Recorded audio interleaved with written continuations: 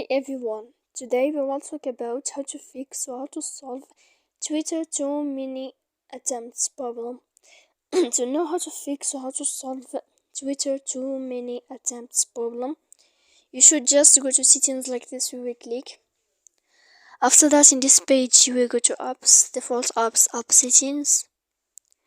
When you will see this list, you will go down to find the application of Twitter and you will enter. When you will see this page, you will click for stop.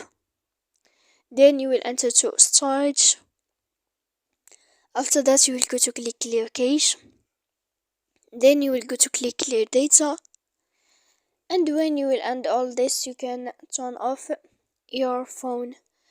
So please don't forget to support us by like and subscribe. See you next time in another video, and thank you for watching.